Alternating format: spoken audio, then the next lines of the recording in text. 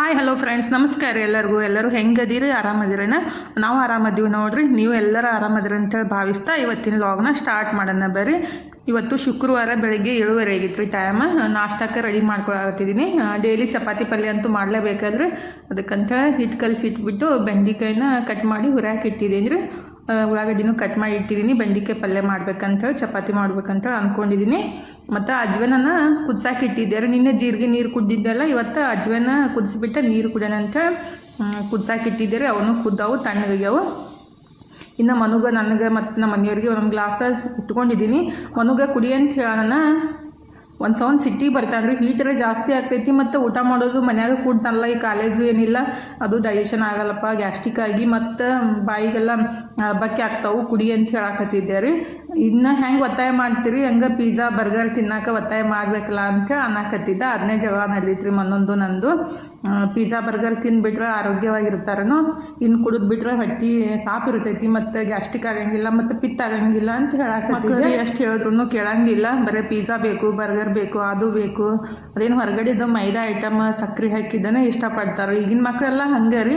ನಾವು ಸಣ್ಣವರಿದ್ದಾಗ ಏನು ಪಿಜ್ಜಾನೂ ಸಿಗ್ತಿತ್ತಿಲ್ಲ, ಬರ್ಗರು ಸಿಗ್ತಿತ್ತಿಲ್ಲ. ಏನಿದ್ರು ರೊಟ್ಟಿ ತಿನ್ನು, ಅನ್ನ ತಿನ್ನು. ಅನ್ನನೂ ಜಾಸ್ತಿ ಮಾಡ್ತಿತ್ತಿಲ್ಲ ರೀ. ಅನ್ನ ಆಗಲಿ ಚಪಾತಿ ಆಗಲಿ ಡೈಲಿ ಬೆಳಗ್ಗೆ ರೊಟ್ಟಿನೇ ಜಾಸ್ತಿ ಮಾಡಿದ್ರೆ, ಜೋಳದ ರೊಟ್ಟಿ, ಸಜ್ಜಿ ರೊಟ್ಟಿ, ಪಲ್ಯ ಅಥವಾ ಸಾರು ಮಾಡ್ತಿದ್ರು ಅಷ್ಟೇ.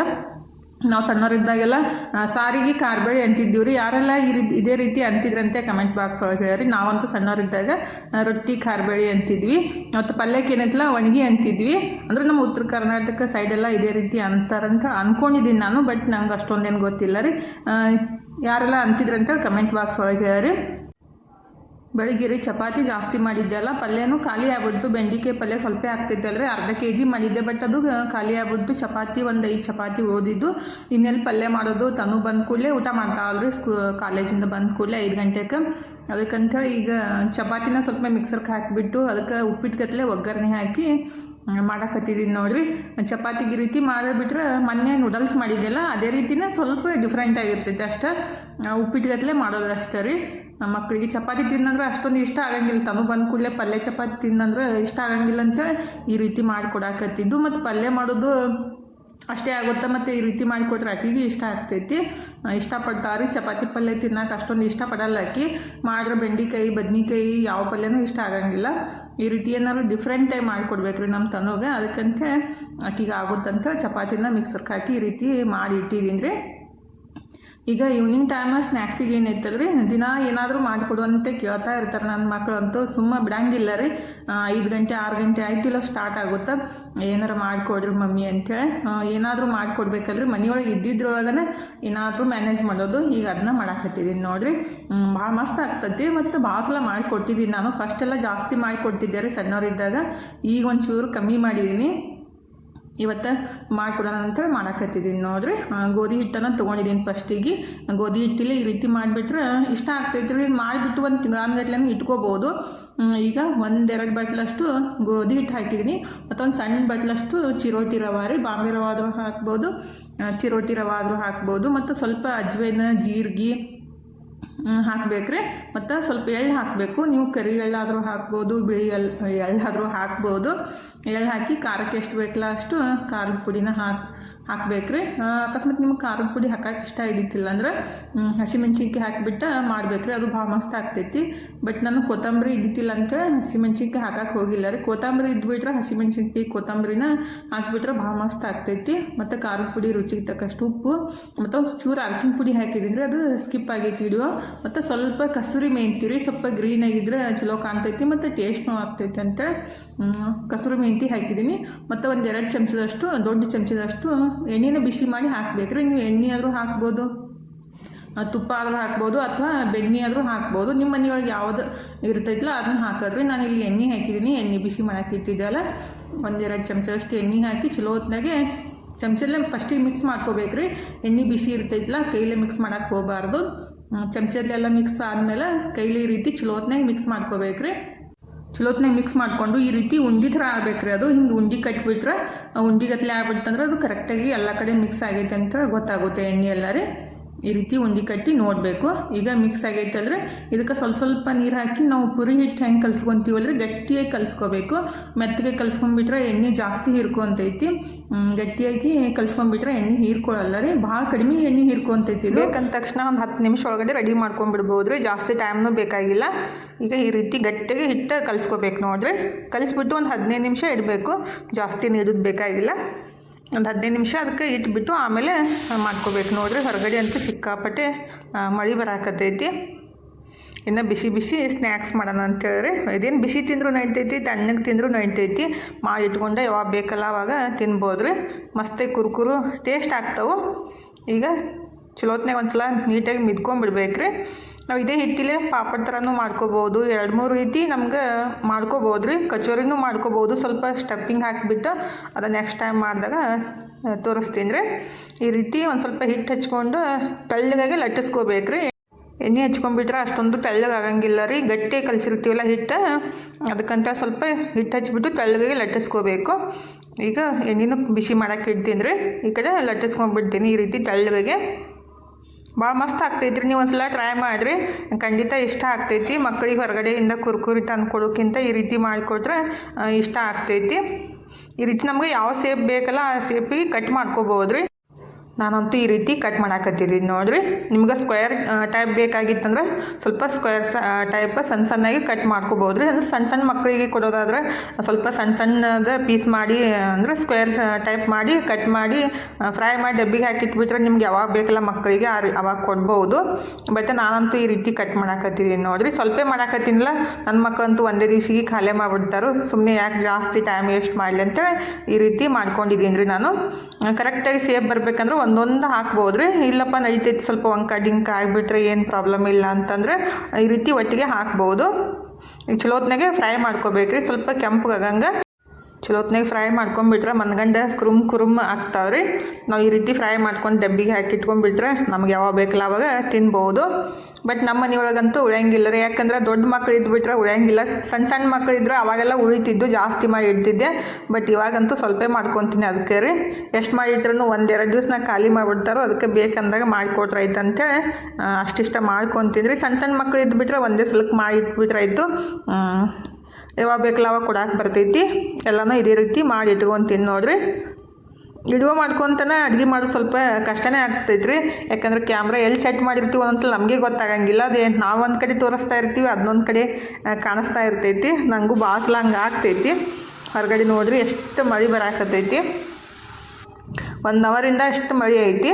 ಈ ರೀತಿ ಪಾಪಡ್ ಗತ್ಲೆನೇ ಸ್ವಲ್ಪ ಮಾಡಿ ಇಟ್ಕೊಂಡಿದ್ದೀನಿ ರೀ. ಇದು ನೆಕ್ಸ್ಟ್ ಡೇ ಅಂದ್ರೆ ನಾಳೆ ಅಥವಾ ನಾಡಿದ್ದು ಸ್ನ್ಯಾಕ್ಸ್ ಮಾಡಿ ಕೊಡಕ್ಕೆ ಬರ್ತೈತೆ ರೀ ನನ್ನ ಮಕ್ಕಳಿಗೆ. ಸ್ವಲ್ಪ ಆಲೂಗಡ್ಡೆ ಅದು ಉಳ್ಳಾಗಡ್ಡಿ ಎಲ್ಲ ಹಾಕಿಬಿಟ್ಟು ಅದಕ್ಕಂತೇಳಿ ಈ ರೀತಿ ಸ್ವಲ್ಪ ಮಾಡಿ ಇಟ್ಕೊಂಡಿದ್ದೀನಿ.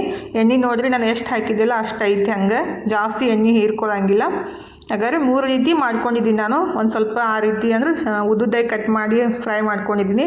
ಮತ್ತು ಒಂದು ಸ್ವಲ್ಪ ಪಾನಿಪುರಿ ಥರ ಫ್ರೈ ಮಾಡ್ಕೊಂಡಿದ್ದೀನಿ. ಮತ್ತು ಒಂದು ಸ್ವಲ್ಪ ದಿಪ್ಪಾಗಿ ಕಚೋಡಿ ಥರ ಮಾಡಿದ್ದೀನಿ ರೀ. ಸ್ವಲ್ಪ ಉಳ್ಳಾಗಡ್ಡಿ ಸ್ವೀಟ್ ಚಟ್ನಿ ಹಾಕಿಕೊಟ್ರೆ ಇಷ್ಟ ಆಗ್ತೈತೆ ಅಂತೇಳಿ.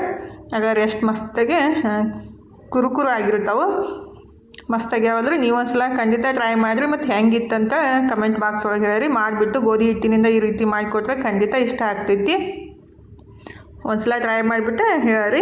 ಮಸ್ತ್ ಆಗೈತೆ ಅಲ್ರಿ ಈ 3 ರೀತಿ. ಇವನೇನೈತಿಲ್ಲ ಸ್ವಲ್ಪ ಡಬ್ಬಿಗೆ ಹಾಕಿ ಇಟ್ಕೊತೀನಿ, ನಾಳೆ ಮಾಡಿಕೊಡಕ್ಕೆ ಬರ್ತೈತಿ.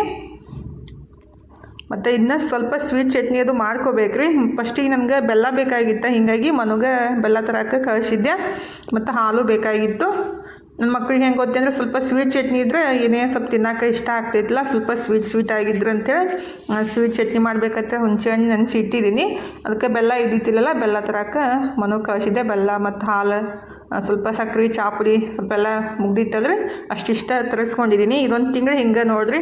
ಅಂದ್ರೆ ಸ್ವಲ್ಪ ತಂದುಬಿಟ್ಟು ಯೂಸ್ ಮಾಡೋದು. ಮುಂದಿನ ತಿಂಗಳಿಂದ ಒಮ್ಮೆ ಶಾಪಿಂಗ್ ಮಾಡೋಕೆ ಬರ್ತೈತಿ. ಅಂದರೆ ಗ್ರೋಸರಿ ಶಾಪಿಂಗ್ ರೀ, ನಾವು ಕಿರಾಣಿ ಸಂತಿ ಅಂತೀವಲ್ಲ ಅದನ್ನ ಮುಂದಿನ ತಿಂಗಳೇ ಮಾಡೋದು. ಈಗ ಎಷ್ಟು ಬೇಕಲ್ಲ ಅಷ್ಟೇ ತರಿಸಿದ್ದೀನಿ. ಚಾಪುಡಿ ಮತ್ತು ಸಕ್ಕರೆ, ಬೆಲ್ಲ ಅಷ್ಟಿಷ್ಟ ತರಿಸ್ಕೊತೀನಿ ರೀ. ಇದೊಂದು ತಿಂಗಳು ಹಂಗೆ ಮಾಡೋದು. ಈಗ ಸಕ್ಕರೆ ಮತ್ತು ಚಾಪುಡಿ ಎಲ್ಲ ಡಬ್ಬಿಗೆ ಹಾಕಿಟ್ಬಿಟ್ಟು ಸ್ವೀಟ್ ಚಟ್ನಿ ಮಾಡ್ಕೊಂಡ್ಬಿಟ್ಟನೆ ಜೀವನ ಮಾಡಿಬಿಟ್ರೆ ನಾವು ಯಾರ ಕೈ ತಳಗೂ ಕೈ ಚಾಚೋದು ಹತ್ತಂಗಿಲ್ಲ ರೀ. ಐತಂತ ದುಂದು ಮಾಡೋಕ್ಕೂ ಹೋಗಬಾರ್ದು, ಇಲ್ಲಂತೇಳಿ ಕುಡಾಕೂ ಹೋಗಬಾರ್ದು. ನಮ್ಗೆ ಎಷ್ಟು ಬೇಕಲ್ಲ ಅಷ್ಟು ಇದ್ರೆ ಸಾಕಲ್ರಿ. ಅದಕ್ಕಂತೇಳಿ ಈ ರೀತಿ ಮಾಡೋದು ನೋಡ್ರಿ. ಬೇಕಂದಷ್ಟನ್ನು ತರಿಸ್ಕೊಂಡ್ಬಿಟ್ಟು ಈಗ ಮಾಡಾಕತ್ತಿದ್ದು ಇದ್ದಾಗ ಏನೈತಲ್ರಿ ಜಾಸ್ತಿ ನಾನು ತಂದುಬಿಟ್ಟು ಯೂಸ್ ಮಾಡ್ತೀನಿ. ಇದೇ ತಿಂಗಳು ಸ್ವಲ್ಪ ಮಕ್ಕಳದು ಸ್ಕೂಲ್ದು ಪ್ರಾಬ್ಲಮ್ ಇರ್ತೈತೆ ಅಲ್ರಿ, ಎಲ್ಲ ಫೀಸ್ ಎಲ್ಲ ಅವ್ರಿಗೆ ಕಟ್ಟಬೇಕಲ್ಲ, ಕಟ್ಟಿದ್ದೀವಿ. ಮತ್ತು ಇಬ್ಬರದ್ದು ಅಡ್ಮಿಷನ್ ಆಯಿತು, ಇನ್ಫಾರ್ಮ್ ಒಂದು ಹತ್ತೈತಿ 2 ಹತ್ತೈತಿ ರೀ. ಈಗ ಸ್ವೀಟ್ ಚಟ್ನಿ ಮಾಡೋಕ್ಕೆ ಇಡ್ತೀನಿ. ಹುಣಸೆಹಣ್ಣು ಮತ್ತು ಬೆಲ್ಲ ಹಾಕಿ ಒಂದು 5 ನಿಮಿಷ ಕುದಿಸ್ಕೊಂಡ್ಬಿಟ್ಟು ಸ್ವೀಟ್ ಚಟ್ನಿ ಮಾಡ್ಕೊತೀನಿ. ಈಗ ಬೆಲ್ಲನೂ ಕಟ್ ಮಾಡಿ ಇಟ್ಕೊಂಡೆ ರೀ. ಸ್ವೀಟ್ ಚಟ್ನಿನೂ ರೆಡಿ ಆಯಿತು. ನನ್ನ ಮಕ್ಕಳಿಗೆ ಈ ರೀತಿ ಸ್ವಲ್ಪ ಉಳ್ಳಾಗಡ್ಡಿ, ಆ್ಯಕ್ಚುಲಿ ಕೊತ್ತಂಬರಿ ಸ್ವಲ್ಪ ಸೇವ ಎಲ್ಲ ಇದ್ರೆ ಇನ್ನೂ ಟೇಸ್ಟ್ ಆಗುತ್ತೆ. ಬಟ್ ಏನಿರ್ತೈತಿಲ್ಲ ಅದ್ರೊಳಗನ ಸ್ವಲ್ಪ ಇಷ್ಟಪಟ್ಟು ತಿಂದು ಎಂಜಾಯ್ ಮಾಡೋದು ನೋಡಿರಿ.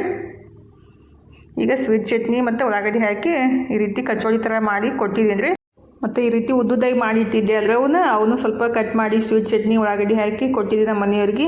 ಈಗ ಬೋರ್ಮಿಟನೇ ಕೊಡು ಎಲ್ಲರಿಗೆ ಅಂತೇಳಿ ಬೋರ್ಮಿಟ ಮಾಡಾಕತ್ತಾರೆ ನಮ್ಮ ಮನೆಯವರು.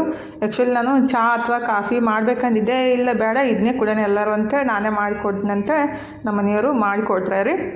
ಎಲ್ಲರೂ ಸ್ನ್ಯಾಕ್ಸ್ ತಿಂದು ಬೋರ್ಮಿಟ ಕುಡಿದು ಎಂಜಾಯ್ ಮಾಡಿದ್ವಿ ನೋಡಿರಿ. ನಮ್ದು ಮಧ್ಯಮ ವರ್ಗದ ಜೀವನ ಅಂದರೆ ಹಿಂಗೆ ನೋಡಿರಿ, ಏನಿರ್ತಿದ್ದಿಲ್ಲ ಅದ್ರೊಳಗನ ಖುಷಿ ಪಡೋದನ್ನ ಕಲಿಬೇಕು. ಇಲ್ಲದನ್ನು ನೆನೆಸ್ಕೊಂಡ್ಬಿಟ್ಟು ದುಃಖ ಪಡೋಕ್ಕಿಂತ ಇದ್ದಿದ್ರೊಳಗನೆ ಖುಷಿ ಪಡೋದು ನನ್ನ ಹ್ಯಾಬಿಟ. ಮತ್ತು ಇಲ್ಲಾರ್ದನ್ನು ನೆನೆಸ್ಕೊಂಡ್ಬಿಟ್ಟು ದುಃಖ ಪಡೋದು ಏನು ಬೇಕಾಗಿಲ್ಲಲ್ರಿ. ಏನಿರ್ತಿದ್ದಿಲ್ಲ ಅದ್ರೊಳಗನ ಖುಷಿ ಪಟ್ರೆ ಜೀವನ ಮುಂದೆ ಹೋಗ್ತೈತಿ. ಇಲ್ಲಾರ್ದ ನೆನೆಸ್ಕೊಂಡ್ಬಿಟ್ಟು ದುಃಖ ಪಡೋಕ್ಕಿಂತ ಇದ್ದಿದ್ರೊಳಗನೆ ಖುಷಿ ಪಡೋದು ಒಳ್ಳೇದಲ್ರಿ. ಈಗ ರಾತ್ರಿ ಎಲ್ಲ ಅಡುಗೆ ಮನೆಯೂ ಕ್ಲೀನ್ ಆಯಿತು, ಬಾಂಡೆನೂ ತೊಳೆದಾಯಿತು. ರಾತ್ರಿ ಊಟ ಯಾರು ಮಾಡೋಕ್ಕೆ ಹೋಗಲಿಲ್ಲ ರೀ, ಯಾಕಂದ್ರೆ ಹಸಿವು ಇಲ್ಲ ಅಂತಂದ್ರಲ್ಲ, ಹೀಗಾಗಿ ಅಡುಗೆನೂ ಮಾಡೋಕ್ಕೆ ಹೋಗಲಿಲ್ಲ. ಅದನ್ನೇ ಸ್ನ್ಯಾಕ್ಸ್ ತಿಂದು ಹಾಲು ಕುಡ್ದಿದ್ವಿ. ಈಗ ಅಡುಗೆ ಮನೆ ಎಲ್ಲ ಕ್ಲೀನ್ ಮಾಡಿ ಶುಕ್ರವಾರಕ್ಕೊಮ್ಮೆ ಈ ರೀತಿ ಮಾಡೋದ್ರಿಂದ ಮನೆಯೊಳಗೆ ಪಾಸಿಟಿವ್ ಎನರ್ಜಿ ಬರ್ತೈತೆ ಅಂತ ಹೇಳ್ತಾರೆ. ಅದಕ್ಕಂತ ನಾನು ಒಂದೊಂದು ಸಲ ನೆನಪು ಆಗಿರ್ತೈತಿ, ಬಟ್ ಒಂದೊಂದು ಸಲ ಮಾಡ್ತೀನಿ ರೀ. ಸ್ವಲ್ಪ ಕರ್ಪೂರ ಹಾಕಿಬಿಟ್ಟು ಅದಕ್ಕೆ ಲವಂಗ ಮತ್ತು ಏಲಕ್ಕಿನ ಹಾಕಿ ಒಂದು ಪಲಾವ್ ಎಲೆ ಹಾಕಿ ಸುಟ್ಬಿಟ್ರೆ, ಅಂದರೆ ಈ ರೀತಿ ಉರಿಸ್ಬಿಟ್ರೆ ಮನೆಯೊಳಗೆ ಪಾಸಿಟಿವ್ ಎನರ್ಜಿ ಕ್ರಿಯೇಟ್ ಆಗ್ತೈತೆ ಅಂತ ಹೇಳ್ತಾರೆ. ನೋಡಿದ್ದೀನಿ ನಾನು ರೀ, ಅದೊಂದು ಸಣ್ಣ ಕೆಲಸ ಮಾಡಿಬಿಟ್ರೆ ಐತೆ ಅಂತ ನಾನು ಶುಕ್ರವಾರಕ್ಕೊಮ್ಮೆ ಮಾಡ್ತೀನಿ ರೀ.